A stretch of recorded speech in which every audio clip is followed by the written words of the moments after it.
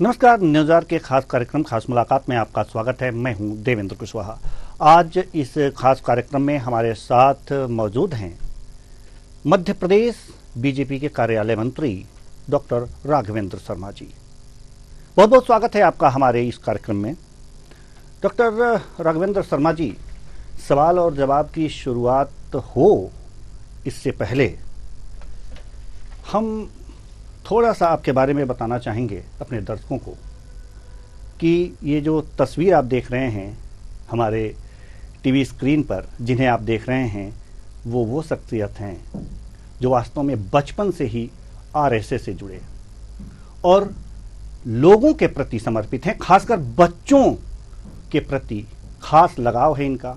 उनके लिए काम करते रहते हैं, संगठन के लिए काम करते रहते हैं, बीजेपी के लिए काम करते रहते हैं। जो जिम्मेदारियां दी जाती हैं बखूबी उसका निर्वहन करते हैं। इन्होंने कई किताबें भी लिखी हैं। तो ऐसी शख्सियत हमारे बीच हैं। एक बार फिर स्वागत करते हैं आपका हमारे इस कार्यक्रम में। शर्मा जी, सवाल की शुरुआत करते हैं आपके निजी जीवन से संबंधित। राजनीतिक जीवन में हैं, सामाजिक जीवन भी आपका है, लेकिन बच्चों के प्रति आपका विशेष लगाव है, इसलिए शुरुआत बचपन से ही। आपका बचपन कहाँ, कैसे, किस तरह बीता?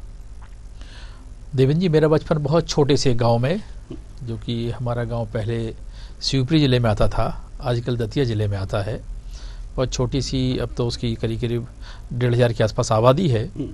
सनौरा उस गांव का नाम है। मेरा बचपन वहीं का है और मेरी स्कूल की प्रारंभिक कक्षाओं की पढ़ाई सनौरा में ही हुई।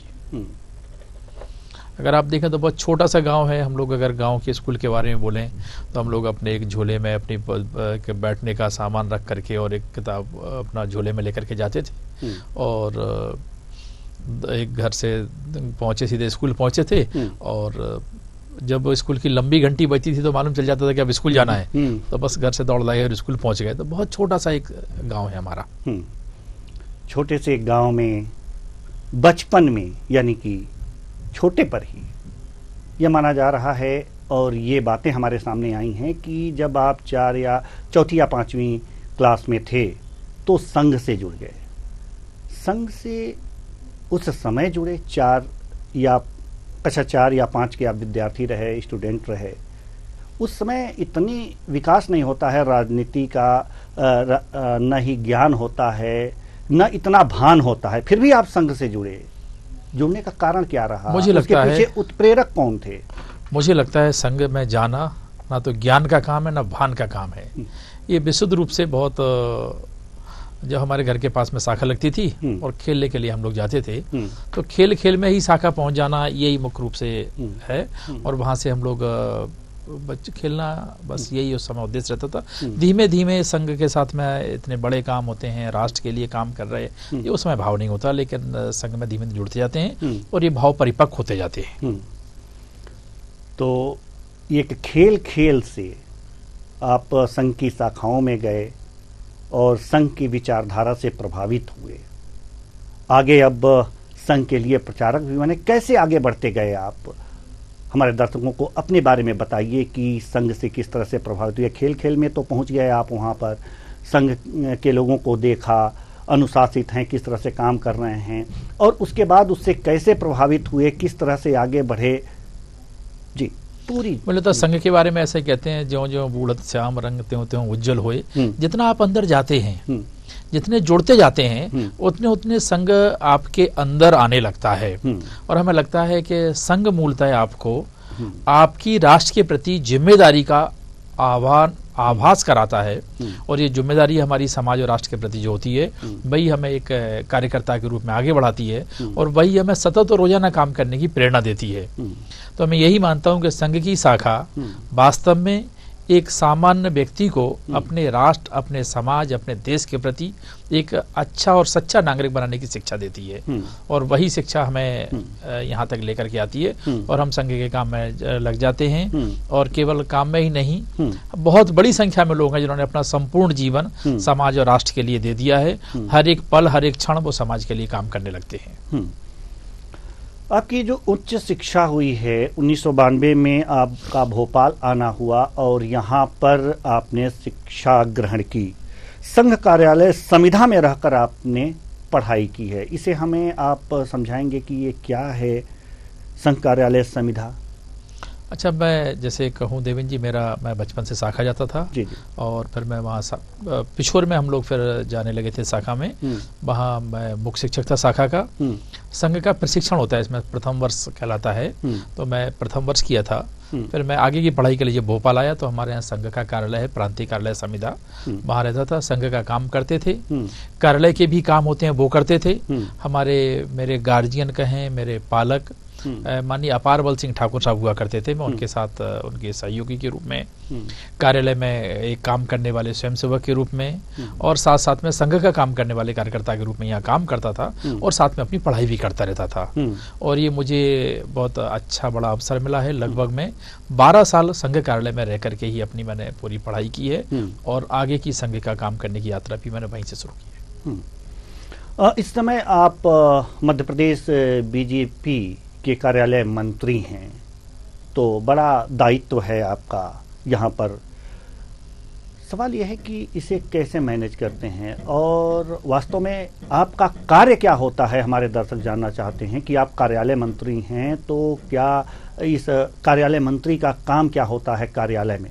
जी, बेसिकली कार्यालय मंत्री हमारे राष्ट्रीय कार्यालय, प्रांत कार्यालय और नीचे चलेंगे तो जिला कार्यालय जी, इन सब के बीच में ब्रिज का काम करता है। केंद्र से कुछ संदेश आते हैं, केंद्र से सर्कुलर आते हैं, वो सर्कुलर हमारे जिलों में पहुंचे, वो काम जो केंद्र ने अपेक्षा की है प्रदेश करते हुए जिलों में पहुंचे। रिपोर्टिंग का काम भी हमें करना होता है। जो भी आप देखते हैं कि भारतीय जनता पार्टी में काम का ऑब्जर्वेशन बहुत ही महीम होता है। अगर कोई कार्यक्रम हुआ है तो कितनी जगह पर हुआ है, कितनी संख्या थी, फोटो चाहिए, जियो टैगिंग चाहिए, शाम को उसका डिटेल रिपोर्ट चाहिए। भारतीय जनता पार्टी और दलों की तरह हवा में कोई काम नहीं करती। उसका काम जो भी होता है बहुत जमीन पर होता है और पुख्ता काम होता है। इसलिए प्रदेश कार्यालय इन सब के बीच में ब्रिज का काम करता है। माननीय प्रदेश अध्यक्ष जी का, माननीय संगठन महामंत्री जी का, अन्य पदाधिकारियों के पूरे प्रदेश में दौरे रहते हैं, लेकिन कार्यालय मंत्री एक ऐसा दायित्व है कि उसको अपने कार्यालय में रह करके इन सब से कम्युनिकेशन रखना, और जो भी कार्यकर्ता कार्यालय आते हैं उनको ऐसा लगना चाहिए कि अगर हमारे माननीय अध्यक्ष जी बाहर हैं तो अगर उनकी कोई समस्या है और उनको लगना चाहिए कि मैं कार्यालय आया हूँ और मेरी सुनी गई है। मैं एक ही बात मानता हूं कि अगर कोई झाबुआ से आया, कोई सैडोल से आया, कोई डिंडोरी से कार्यकर्ता आया, 400, 500, 600 किलोमीटर चल के आया है, तो उसको लगना चाहिए कि मैं अपने कार्यालय आया हूं। तो सबसे पहले तो उससे ठीक से बातचीत करना, पूछना उसकी कोई समस्या है, व्यक्तिगत समस्या है, पारिवारिक समस्या है, राजनीतिक विषय है, तो संबंधित व्यक्तियों तक उसको अलाइन कराना, ये कार्यालय मंत्री का काम होता है।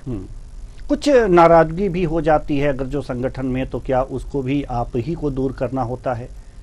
नहीं, उसके लिए पूरा एक सिस्टम है और मैं भी उस सिस्टम का हिस्सा हूँ।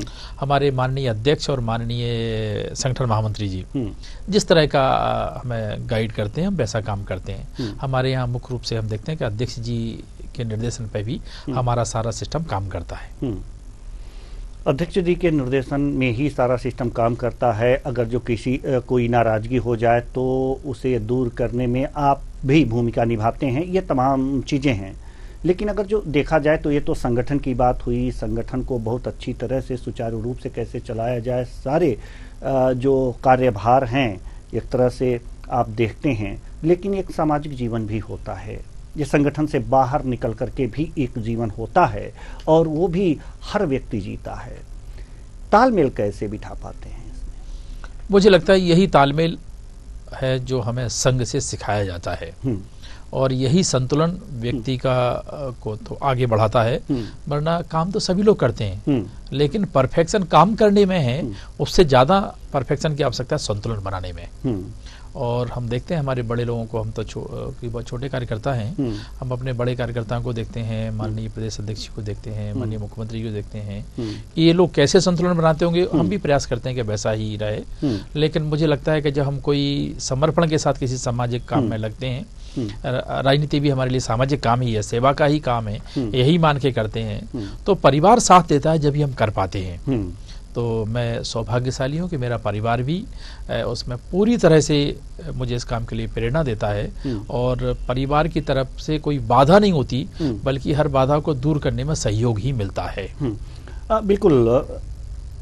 एक सवाल और हमारे मन में उथल पुथल मचाए हुए है, जिसका जवाब आपसे मैं चाहता हूँ कि आप अपने गांव सनोरा जरूर जाते होंगे, जाना होता होगा, आपका गांव है तो जाते होंगे, वहाँ कुछ लोगों से मिलते होंगे। क्या कुछ ऐसे लोग भी आपसे मिलते हैं वहाँ पर कि भाई आप कार्यालय मंत्री हैं तो कार्यालय में बड़े बड़े नेता भी आते हैं, तो ऐसे कुछ लोग आपसे जब गांव आप जाते हों तो मिलते हों आपसे और कहते हों कि भाई देखिए हमारा ये काम है, ज़रा उनसे मंत्री जी से कह दीजिए ये हो जाए, हमसे उनसे मिलवा दीजिए, उनके साथ हमारी फ़ोटो सेल्फी हम लेना चाहते हैं, ये करवा दीजिए। तो क्या इस तरह की मांग आपसे होती है? होती भी है और जहाँ तक संभव होता है प्रयास करते हैं उसको कर भी सकें। मेरा मानना ऐसा है जो काम आप कर सकते हैं वो जरूर करना चाहिए। मेरे पास पूरे प्रदेश से कार्यकर्ता आते हैं, अगर वो कोई काम बताते हैं तो मेरा ऐसा मानना है कि पहला कदम हम करें, पहला कदम हम बढ़ाएं। तो हमें किसी को फोन करना है तुरंत हम फोन करते हैं। जो संभव हो वो आपको करना चाहिए। अगर मैं एक शब्द में कहूं कि प्रत्येक व्यक्ति को अपने हिस्से की ईमानदारी का पालन करना चाहिए। अंग्रेजी में एक बड़ा अच्छा शब्द होता है डू योर बिट। तो मैं अपने हिस्से की ईमानदारी का पालन करने का पूरा प्रयास करता हूं और मैं बाकी सामाजिक राजनीतिक जीवन जो कार्य करता है उनसे यही निवेदन भी करता हूं कि क्या होगा क्या नहीं होगा हमें नहीं मालूम। हम सब कुछ सबका काम हो जाएगा ऐसा भी नहीं है, लेकिन हम अपने लेवल पे अपने हिस्से की ईमानदारी का पालन जरूर करें। ये मुझे लगता है किसी भी सामाजिक कार्यकर्ता के लिए जीवन मंत्र या मूल मंत्र होना चाहिए। अब 10 साल तक जो है संघ के प्रचारक के रूप में आपने काम किया, क्या क्या चुनौतियां आपके सामने आई?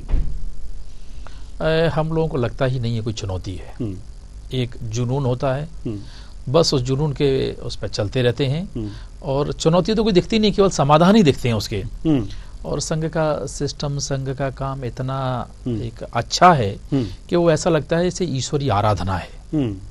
तो हर आदमी को लगता है कि मैं अपने जीवन का संपूर्ण अधिकतम दे सकूं, तो उसी में लगा रहता है। सामान्यतः चुनौती जब होती है जब कभी भी आदमी अधूरे मन से खेलता है। जब आप पूरे मन से कोई काम को करते हो, पूरे मन से खेलते हो, तो मुझे नहीं लगता कि कोई चुनौती होती है। और जब आप अच्छा काम करने हैं तो ईश्वर आपका साथ देता है। जैसे कहा है कि आप ऐसा लगता है जैसे ईश्वर आपके पीछे पीठ पर हाथ रख के खड़े है कि आप तो अच्छा काम करो, एक कदम चलो, मैं आपकी तरफ 10 कदम चलूंगा। और वैसा ही संघ का कार्य है। संघ का कार्य ईश्वरीय कार्य है, ईश्वर की प्रेरणा से ही होता है और ईश्वर ही कराता है। इसलिए मुझे नहीं लगता कोई चुनौती होती है, बस केवल आनंद है। और जो हमारे देवतुल्य कार्यकर्ता हैं संघ के, इतने समर्पण भाव से काम करते हैं कि उनके साथ कंधे से कंधा मिला करके आप काम करो, समाज और सफलता ऐसा लगता है आपके सामने खड़ा है। एक बात और हम आपसे जानना चाहते हैं कि संघ पे अंगुलियां भी उठती हैं और जो भी राजनीतिक दल है, नाम नहीं लेना चाहेंगे, आप समझ सकते हैं, वो उठाते हैं, अंगुलियां उठाते हैं आरएसएस पे, उस पे आप क्या कहेंगे? अब मुझे लगता है वो उनकी समझ की कमी है। वो जैसे कहते हैं जैसी जाकी भावना तैसे ताके सीन, जो जैसा सोचता है वैसा ही करता है। चूंकि उनकी वैचारिक अधिष्ठान है, वैचारिक धरातल उसी तरह का है। उन्होंने समाज के लिए कुछ किया नहीं है, केवल समाज से लिया है।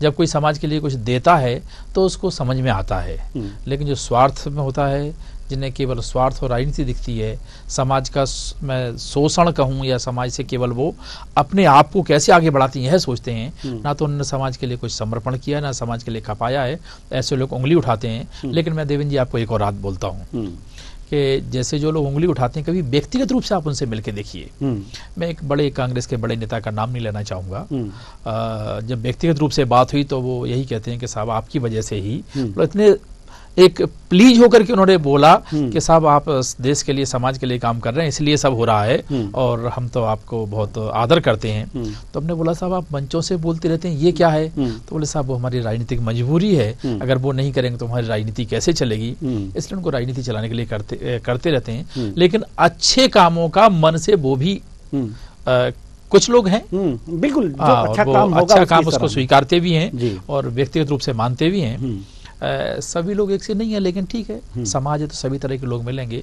लेकिन मुझे लगता है संघ अपना काम करता है, संघ राजनीति से परे होकर के काम करता है, संघ भेदभाव से रहित काम करता है और समाज की आराधना करने का काम संघ करता है, और उसमें कोई दिक्कत नहीं है। मुझे लगता है जो लोग सोचते हैं, मेरा उनसे भी आग्रह है कि आप संघ को राजनीति से दूर रखिए। संघ में लोग अपना पूरा जीवन लगा देते हैं। बड़े बड़े लोग हमारे यहाँ हैं, IITian हैं, जिन्होंने IIT और डॉक्टरेट और करने के बाद सारा काम वो झाबुआ में रखे किसी आदिवासी क्षेत्र में काम करते रहते हैं। तो वास्तव में ऐसे लोगों का सम्मान करना चाहिए, और ये समाज के लिए अमूल्य निधि है। ये निधि ही आगे समाज को जिंदा रखेगी। तो ऐसे लोगों में और ऐसे लोगों का जीवन समाज में प्रेरणा का केंद्र बने, ऐसे लोगों का जीवन समाज के सामने आना चाहिए। अभी हमारे टीवी स्क्रीन पर एक विजुअल चल रहा था जलेबी बनाते हुए, जलेबी और उसमें आप दिख रहे हैं, जलेबी भी बना रहे हैं। ये क्या है, जरा इससे हम समझना चाहेंगे।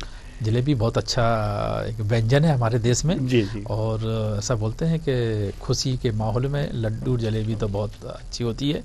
और दूसरा, आपने क्यों लिया होगा विजुअल, ये तो मैं नहीं, लेकिन मुझे जहाँ तक लगता है कि राहुल गांधी एक फैक्ट्री लगाने वाले थे। वो फैक्ट्री में उनकी जनता ने उन्हीं की जलेबी बना दी, और हमने अपनी जलेबी बना ली, जनता ने उनकी जलेबी बना दी, और साहस व्यंग में ये निकल गया। लेकिन बहुत स्वादिष्ट जलेबी बनते हुए आपकी स्क्रीन पे मुझे दिख रही है, और मैं इतनी अच्छी जलेबी बना लेता हूँ, मुझे भी नहीं मालूम था। हाँ, ये मतलब राहुल गांधी की लोगों ने जलेबी बना दी, इसलिए आपने कहा कि चलिए हम भी थोड़ा सा घुमा लेते हैं, जलेबी बना लेते हैं। तो क्या उस कढ़ाई में आप सोच रहे थे कि हम किसी विशेष नेता की ऐसे कढ़ाई में उबाल रहे हैं, या क्या सोच करके? मतलब हम तो केवल समाज को बहुत स्वादिष्ट जलेबी खिलाने का काम करते हैं जी। हम इस द्वेष भावना से बहुत परे रहते हैं। चलिए ठीक है, ये बहुत अच्छी तस्वीर है जो हमारे दर्शक देख करके मंत्रमुग्ध हो रहे होंगे कि कम से कम आप इतनी बढ़िया जलेबी भी बना लेते हैं। सवाल अब देखिए, हम शुरू किए थे आपसे आपके बालपन से, आपके बचपन से। बच्चों से आपका बहुत लगाव है, ये हमने देखा है, सुना भी है। बच्चों से आपका लगाव क्यों हुआ, कैसे हुआ, किस तरह हुआ? देवेंद्र जी, मेरे जीवन का संकल्प है ये, और मैं ऐसा मानता हूँ, मैं राजनीति में रहूं या कहीं भी रहूं, मेरे जीवन के केंद्र में बच्चे ही रहेंगे। और मैं ईश्वर से प्रार्थना भी करता हूँ कि मुझे बच्चों के लिए काम करने की शक्ति दें।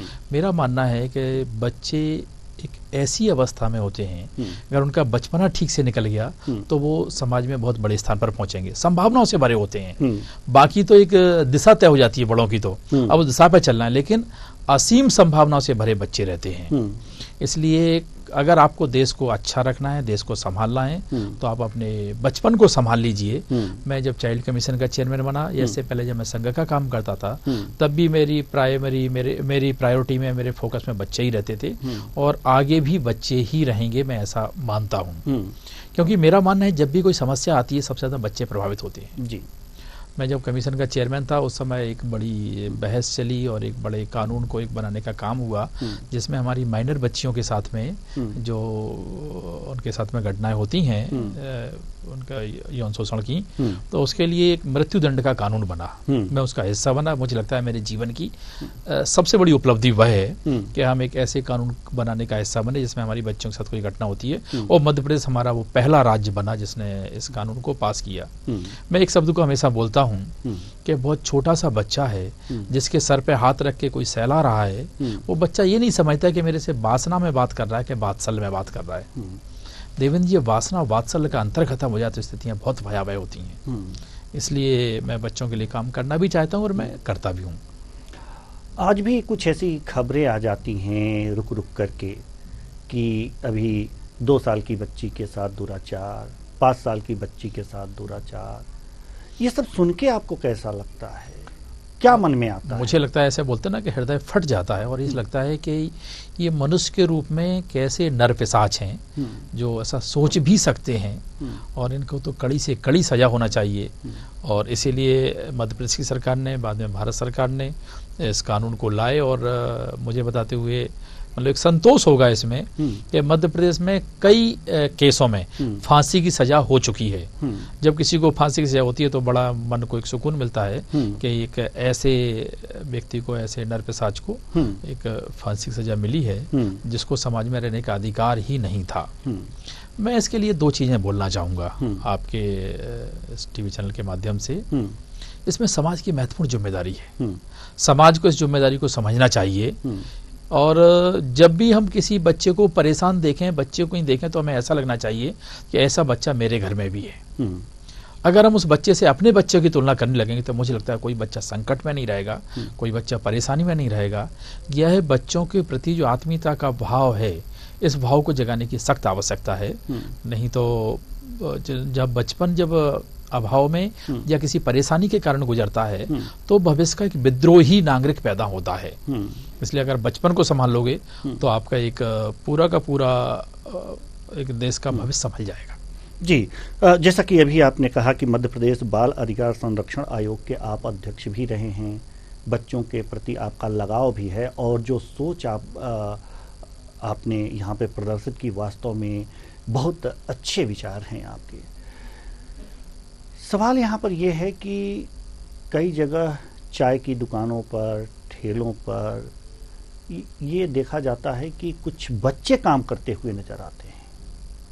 अपनी पढ़ाई लिखाई दूर की बात है, वो अपना जीवन यापन करने के लिए वहाँ पर चाय की दुकानों पर काम करते हैं। ये हमारे लिए, समाज के लिए, शासन प्रशासन सबके लिए एक चुनौती है। हमें इन परिस्थितियों को बदलना पड़ेगा। बहुत कुछ बदलाव आया भी है, लेकिन मैं मानता हूं कि वो नाकाफी है। जब तक एक भी बच्चा परेशान है तब तक हमारी जिम्मेदारी बनती है और इसको समाज को आगे आना पड़ेगा। सरकार कानून बनाएगी, लेकिन जब तक समाज साथ नहीं देगा, जब तक वो कानून अधूरे रह जाएंगे, बेईमानी होगी, परिणाम मूलक नहीं होंगे। इसलिए मैं आपके माध्यम से ये बात करूंगा कि हर एक व्यक्ति को अपने हिस्से की ईमानदारी का पालन इसमें करना चाहिए। अगर हम यह सोचते हैं कि मेरे बच्चे पढ़ लिख जाएंगे और मेरे बच्चों का भविष्य अच्छा हो जाएगा तो सब कुछ अच्छा चलेगा, मैं ऐसा मानने के लिए तैयार नहीं हूँ। अगर समाज में बाकी बच्चों का भविष्य अच्छा नहीं बना, समाज के बाकी बच्चे विद्रोही मानसिकता अगर आ गई, वो अभाव में रह करके एक समाज में एक नकारात्मक प्रवृत्ति अगर उनमें जन्म लेने लगी तो बाकी लोगों का जीवन भी अच्छा नहीं चलेगा। इसलिए आवश्यकता ये है कि एक जैसे हमारी परिवार जिम्मेदारी है, वैसे हमारी समाज जिम्मेदारी है। और मैं मानता हूं कि माता पिता गरीब अमीर हो सकते हैं, बच्चे अमीर गरीब नहीं होते। जी बिल्कुल, बच्चे तो बच्चे हैं। और हमारा जो कानून कहता है, फंडामेंटल राइट जो हमारे कहते हैं बच्चों को, नैतिक समाज की और सरकार की नैतिक जिम्मेदारी बनती है कि बच्चों को उनके पूरे अधिकार मिलें, उन्हें आगे बढ़ने के पूरे अवसर मिलें। और अगर ऐसा होगा तो मुझे लगता है भविष्य में चाहे वो हम अपराध की तरफ बढ़ते हुए बच्चों को देखते हैं, उन सब पर हम रोक लगा सकते हैं। जब बच्चों को अभी से संस्कारित तो उन पर रोक लगा लेंगे तो भविष्य में हमें कम परेशानियां आएंगी। जैसे कहते हैं कि अगर आप अभ्यास में पसीना बहा लो तो युद्ध में खून कम बहाना पड़ेगा, वैसा है ही। जी, एक सवाल और हम आपसे करना चाहेंगे। आपका लगाव दिव्यांग बच्चों की तरफ भी है, उनके लिए कई बार आपने खेल प्रतियोगिताओं का आयोजन किया है, उन्हें सम्मानित किया है, मनोबल बढ़ाने का प्रयास किया है। क्या मन में आया कि हमें दिव्यांग बच्चों के लिए इस तरह के खेल आयोजनों को करना चाहिए? देवेंद्र जी, समाज को मैं कहूँगा दो हिस्सों में है। एक वो जो आर्थिक अभाव में जी रहा है और एक वो जो आर्थिक प्रभाव में जी रहा है। मैं ऐसा मानता हूँ आर्थिक प्रभाव में जीने वालों के लिए तो बहुत व्यवस्थाएं की गई हैं, परिवार भी सक्षम है। लेकिन जो आर्थिक अभाव में है, और अगर आर्थिक अभाव है ऊपर से ये सारी दिव्यांगता और उसको चैलेंज बन जाती है तो वो जीवन बहुत कठिन हो जाता है। इसलिए मैं ऐसे बच्चों के लिए काम करता हूँ। और केवल मेरा मानना ऐसा है कि केवल उनको काम करने के लिए ही पर्याप्त नहीं है। उनको आपने रोटी दे दी या उनकी सामान्य व्यवस्थाएं पूरा कर देना पर्याप्त नहीं है। जीवन में खुशी भी देना पड़ेगी। बगैर खुश हुए कोई भी अपना जीवन ठीक से यापन नहीं कर सकता। तो खेल हमेशा बच्चों को खुशी देता है। इसलिए हम क्रिकेट पर हमने बच्चों को जोड़ा है। हम जो दिव्यांग बच्चे हैं और मुख्य रूप से जो नेत्रहीन हैं, ब्लाइंड बच्चों के लिए हम लोग काम करते हैं। हमारे ब्लाइंड बच्चे क्रिकेट खेलते हैं। आप कभी हमारे यहाँ मैच देखने आएंगे तो आप अंदाजा नहीं लगा सकते कि देख पाते हैं या नहीं देख पाते हैं। आपको बहुत समय लगेगा जज करने में कि कैसे खेल रहे हैं। तो ये उनके अंदर कला तो बहुत होती है, हुनर बहुत होता है। जब ईश्वर कुछ लेता है तो उससे अधिक देता है, क्योंकि ईश्वर पिता है, पालक है। पिता पालक कभी अन्याय नहीं कर सकता। लेकिन ठीक है, कोई ना कोई अभाव में रहा होगा कि क्या कारण है, मैं उस पर नहीं जाना चाहूंगा। लेकिन हमारी जिम्मेदारी बनती है उनको खुशी दे सकें, इसलिए हम बच्चों के लिए क्रिकेट का आयोजन करते हैं। आज मध्य प्रदेश के 2000 बच्चे हमसे सीधे जुड़े हैं, हम उनको कोचिंग देते हैं, हम उनको क्रिकेट खिलाते हैं, हम उनको और भी जीवन यापन की सुविधाओं के लिए प्रयास करते हैं। इसी तरह का पिछले 6 वर्ष पहले हम लोगों ने बच्चियों के लिए भी काम शुरू किया था जी। तो लगभग 1000 बच्ची हमारे पास मध्य प्रदेश में है जो दिव्यांग है, नेत्रहीन है और बहुत अच्छा खेल रही है, अपने जीवन में सफल हो रही हैं और परिवार की समस्या नहीं, परिवार का समाधान बनने की तरफ वो जा रही हैं। जीवन उनको बोझल नहीं लग रहा, जीवन उनको बहुत आनंद से जी रही हैं और इतनी सफलता उनके सामने चल रही है। मैं बोलूं कि जिन बच्चियों ने कभी अपना जिला मुख्यालय नहीं देखा था, जिन्होंने कभी कार में बैठ के यात्रा नहीं की थी, आज वो बच्चियां लंदन खेलने जा रही हैं, कई देशों में खेल करके आई हैं, तो बड़ी मन को प्रसन्नता होती है और ऐसा लगता है कि मनुष्य का जीवन होना ईश्वर हमें सार्थक कर रहा है और ईश्वर ने शायद हमें इसी काम के लिए भेजा है। जी, एक सवाल और हम करना चाहेंगे। हमारे टीवी स्क्रीन पर बार बार गाय के चित्र के साथ आपकी भी तस्वीर दिख रही है जी। तो ये गाय के साथ आपका प्रेम, इन पशुओं के साथ आपका प्रेम, ये परिलक्षित करता है। छोटी गाय, शायद कोंगनूर गाय आप कहीं और से मंगाए हैं ये गाय, क्यों ऐसा लगा कि हम अपनी छोटी गाय को ही विशेष अपना प्यार दें, अपने पास रखें, गाय की सेवा करें? ये भावना कहाँ से उत्पन्न हुई? मैं एक बार पूज्य महात्मा गांधी जी को पढ़ रहा था, उनका एक इंटरव्यू था जी। आप जैसे कोई पत्रकार उनका इंटरव्यू ले रहा होगा, तो उसने गांधी जी से पूछा कि गांधी जी सबसे अच्छा दूध किस पशु का होता है? तो बापू ने बोला कि बकरी का। तो उन्होंने कहा आप गाय को इतना मानते हो, बकरी का है? तो उन्होंने कहा गाय पशु नहीं है, गाय तो माता है। तो मैं मानता हूं कि जब हम गाय की सेवा करते हैं तो हम ऐसा मानते हैं कि हम साक्षात संस्कृति की सेवा कर रहे हैं, माँ की सेवा कर रहे हैं, धरा की सेवा कर रहे हैं। गाय पशु नहीं है, गाय भारतीय संस्कृति में माता है, सारे देवताओं का वास है उसके अंदर। तो मुझे लगता है जीवन में सबसे सुख देने वाले पल होते हैं जब हम बच्चों की और गाय माता की सेवा करते हैं। गाय माता की सेवा से याद आया कि गाय की सेवा के लिए तो एक तरह से सभी लोग बचपन से ही सिखाया जाता है, अगर जो निचली कक्षाओं में भी पढ़ाया जाता है, गाय हमारी माता है। हाँ, ये एक कविता है। सवाल तब उठ खड़े होते हैं कि जब गाय गौकसी के लिए जब ट्रकों से भरकर गाय माता को ले जाया जाता है, उस दुर्दशा पर आपका क्या कहना है? कि हाँ, माता हैं, हम इन्हें माता मानते हैं, लेकिन कुछ लोग इसे व्यापार बना दिए हैं, व्यापार करते हैं इनकी जी। मेरा मानना है, देखिए कानून इसके लिए बहुत सख्त बने हैं, राज्य सरकारों की जी।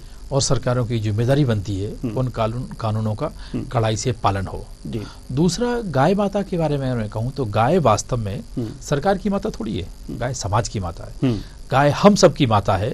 इसलिए जितनी जिम्मेदारी सरकार की बनती है, क्योंकि सरकार भी तो हम ही सब जैसे लोग होते हैं, तो मैं कहूँ कि चाहे सरकार में बैठी हुए मुखिया हो, उनकी संवेदनशीलता है और अधिक समाज की भी होना चाहिए। पहले गाय हर घर में पाली जाती थी और हर घर का ये दायित्व होता था कि घर में गाय है, गाय से दूध मिलता है, बच्चे सेवा करते हैं और गाय अगर ठीक से पालन किया जाए तो पूरे के पूरे परिवार के चलाने के लिए एक लाइफ साइकिल है। वो गोबर है, गोबर से फिर कंडे बनते हैं, कंडे पे खाना बनता है। तो समाज अगर अपने मूल भाव में आए और हर व्यक्ति अगर गाय की चिंता करने लगे, जैसे मैं कहूँ इस देश के अंदर 18 लाख साधु हैं, 6 लाख गांव हैं, एक गांव में 3 साधु हो गए। इसलिए अगर 6 लाख गांव हैं और 6 लाख गांव में अगर उन गायों को रोक करके उनकी थोड़ी सी चिंता कर ली जाए, उनकी सेवा कर ली जाए, तो मुझे लगता है समस्या का समाप्त हो जाएगी। लेकिन एक दुर्भाग्य है कि आजकल हर एक व्यवस्था के लिए सरकार की तरफ देखने का जो मन बन रहा है, मैं मानता हूँ समाज को इससे बाहर निकालना पड़ेगा।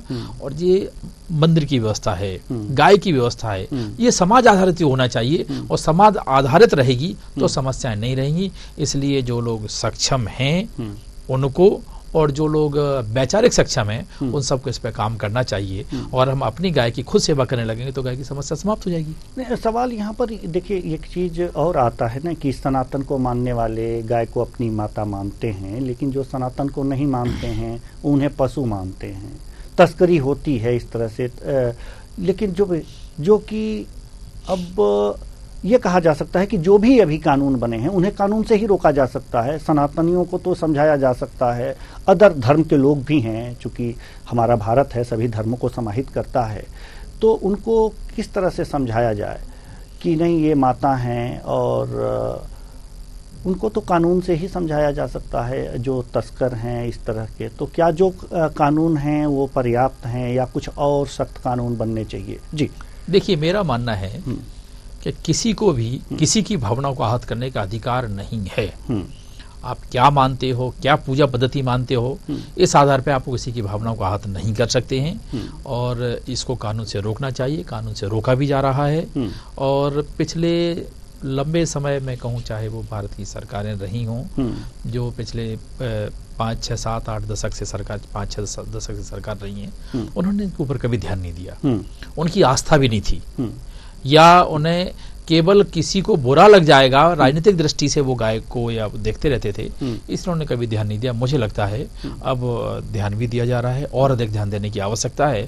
फिर मैं कहूँगा कि जैसे हम देखते हैं बड़े बड़े संतों को, सबने अभी गाय शुरू की है। सबसे बड़ी गायशाला अगर हम गौशाला देखते हैं तो विद्यासागर जी महाराज की प्रेरणा से जैन समाज की तरफ से बहुत, इसलिए ये सामाजिक दृष्टि से भी सब लोग जागरूक हों, और गाय के प्रति जो हमारी आस्था है वह केवल शब्दों में नहीं, वह क्रिया में भी प्रकट होने लगे, तो मुझे लगता है कि समस्या नहीं रहेगी, वो हमारे लिए एक समाधान रहेगा, वो हमारे लिए एक आशीर्वाद के रूप में रहेगी।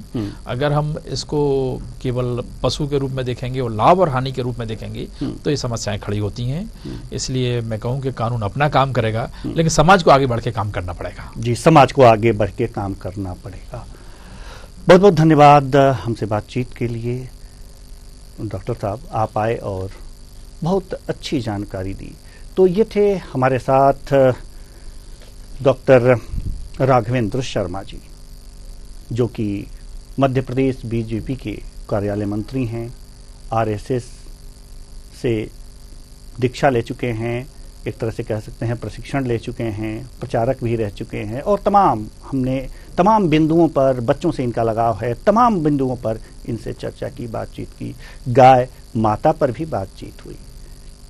तो कुल मिलाकर के ये कहा जा सकता है कि कानून सख्त होना चाहिए। अगर जो गौ तस्करी की बात है तो उस पर थोड़े से कानून तो हैं, लेकिन थोड़े से सख्त कानून बनाने की आवश्यकता है। और अगर जो कानून बन जाता है तो ये सारी जो दिक्कतें हैं जो इस चर्चा में निकल करके सामने आई, उनका समाधान हो सकता है। फिलहाल खास मुलाकात में आज के लिए बस इतना ही। मुझे दीजिए इजाज़त। नमस्कार।